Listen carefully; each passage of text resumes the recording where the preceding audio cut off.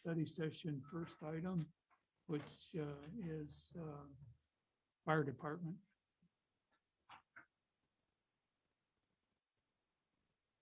Morning, everyone. Morning. Some items for your consideration for next week. The first one is fire department currently had open positions for firefighter EMT.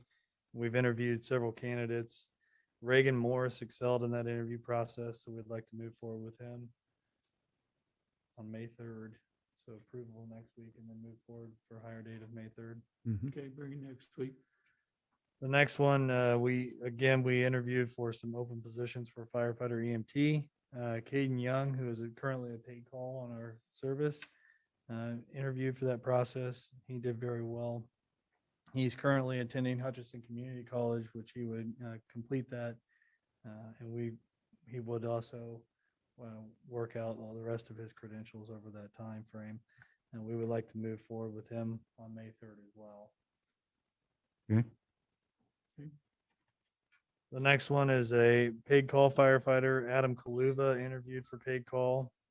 He's was hired before with the city of McPherson, and due to work obligations, he was forced to resign. He did leave the city in good standings and followed all city and department policies for that. And he came back and asked that if he could join again. And we've had a discussion with him about his work status.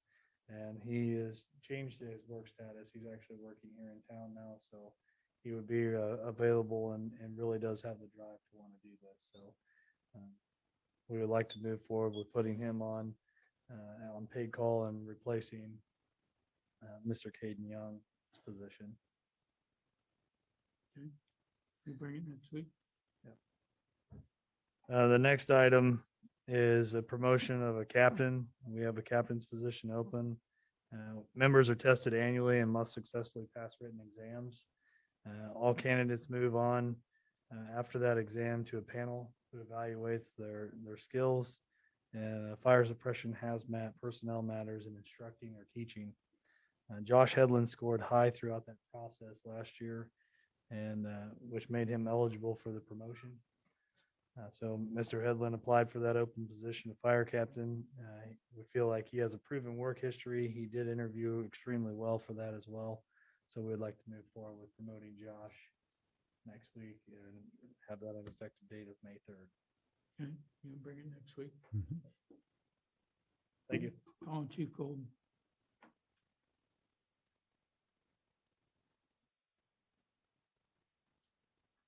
Mayor, Commissioners, Morning. I have one item for your consideration for next week, and it's the purchase of 4 flash hiders and 4 suppressors from Sunset Law Enforcement for the Special Emergency Response Team. The flash hiders, when you're in a dark space and fire your weapon, there's a very big flash that happens and it can blind you or the operator. Temporarily. Temporarily, yes. And in a high stress situation, temporarily means you're it's not a good thing. And then 4 suppressors, which lower the decibel ratings. These 4 items would cost $3,049.96, and they have a budget line item of $5,000. So how do you know when to put these things on? Is it? They're on permanently, They're on permanently? yes. Okay, And I'm doing half the team this year, half the team next year. okay. Okay, anybody have a problem? Bring it Oh, next week. Bring it. And then just information, the police department continues to advertise to fill 3 open officer positions. Our last candidate did not pass the pre-employment requirements, and therefore we are not moving forward with that person. Okay, thank you. Okay, Wayne Burns, Public Lands Facilities.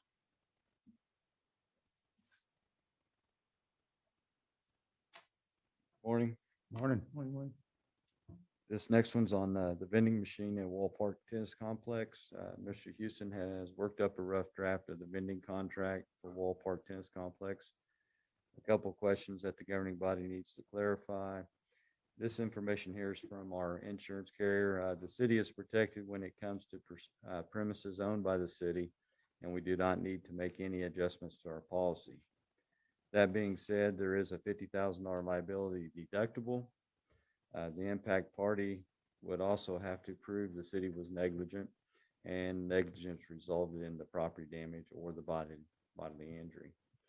And as our city attorney says, the first 50 goes to the defense cost of lawyers and et cetera. So we need to have them identify the city and or insurance. So I need a approval on how you want our city attorney to draft up the contract. Can he speak for himself? All of the Basically, what we would, gobbledygook that he wants to put in? Yeah. we would want to make sure that the vendor here had 50,000 in coverage himself. So you're not out your deductible. That's, I would say that we require them to have a minimum of $50,000 liability insurance. Yep. And that way, that's probably as minimal a cost as you can have. Yeah. And then that will be paid and go into the profit calculation. So if he doesn't make profit after the payment of the insurance, that means that's fine. Yeah. Okay. Mhm. But we would still go forward. I'll get you a revised All right. draft. Okay, thank you. Okay, Public Works, Jeff Woodward.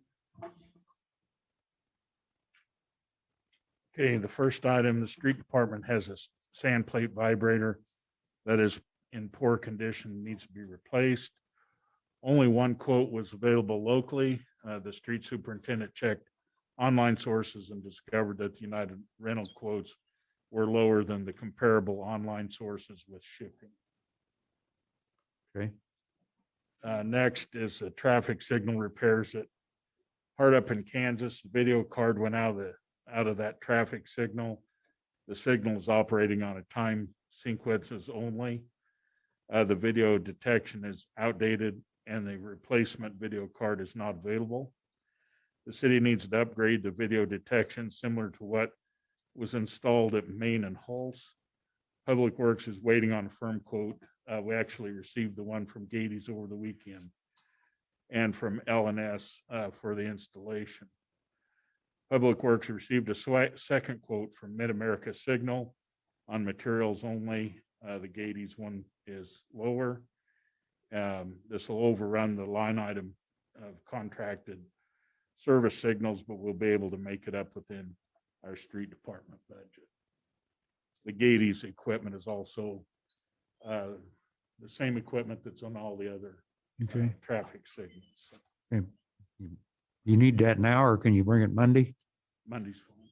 Okay, We don't have the L&S quote yet. okay.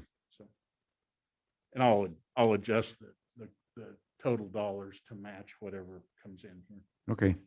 Next is a correction to East Lakeside Drive, Maxwell to Kansas.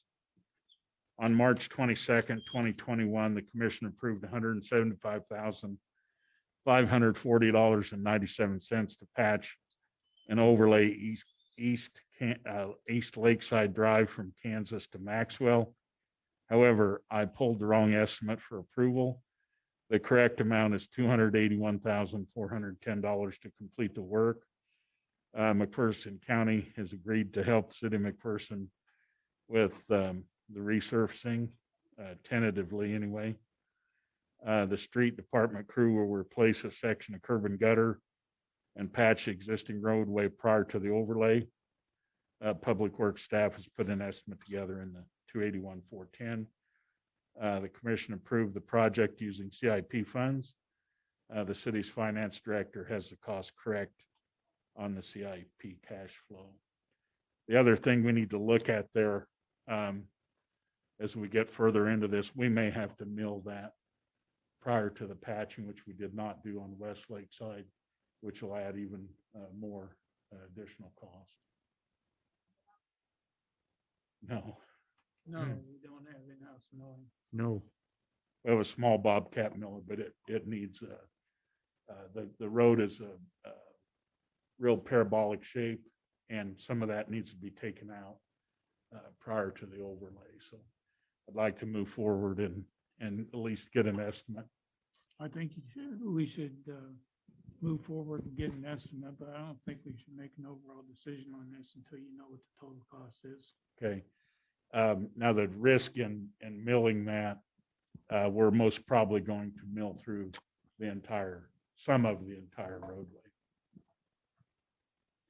If we do that, we'll And just that- have to. So. And that's gonna be more cost than added to it, right? We start putting rock in the base and rebuilding the Well, base. yeah, we would, any place where we mill through, we would dig it out Right. and put in additional depth asphalt. in those Right. areas. Well, let's get the costs all together. Okay. Next item. And He's got, just so you know, we will, during the retreat on the agenda is all of the cash flows. So you will have an opportunity to see cash balances as I've adjusted it with the 281. So, yeah, but that, what we're saying is that's not the whole cost. So I Right. don't want to make a decision until we know the whole cost. Okay. But we can go over part, maybe by the retreat, you'll have other numbers. Probably not. Probably not, yeah. Understand. Understand. We'll try. Yeah, okay. The other thing is we won't know until we actually go out and mill how much of that, we'll have to go. So it'll be an estimate. Okay, Just be aware of that. yeah. One of the blower assemblies failed in one of the digesters. Wastewater sent it to Kaiser for inspection. Kaiser determined the blower was not repairable. The blower is one of the 5 in use in the digester complex. Each of the 4 digester compartments has a dedicated blower. The city received a quote for replacement from Kaiser Compressors out of Lenexa, Kansas, in the amount of $69,4844 plus shipping. We estimated $400 in shipping and rounded the total up to $7,500. So what's involved cost wise getting that installed? They'll do Is it that, in-house. we'll do it in-house? Okay. All right. Bring it Monday. The next item, again, out of the wastewater treatment facility, we need to order degreasing agent for sewer line maintenance. We received a quote for 110 gallons of Sewer Shark from Lawson Products, Chicago, Illinois, for an amount not to exceed $5,700. This is an annual budgeted item, and we will treat approximately 13,000 lineal feet of sewer line. Okay. The next item, the front tires on the sewer truck need to be replaced. The wastewater treatment facility received 2 quotes. The lowest quote was from Canton Service Center for 2 Roadmasters RM 332 tires in the amount of $1,240.58 mounted. Okay. Finally, we're in need 2 point repairs, one at 1305 South Chestnut, one at 1301 South Chestnut. Stevens Contractors has submitted a quote to perform the point repairs in the amount of $4,772. Bring it next week. All right. Thank you, Jeff. Anything else for a study session?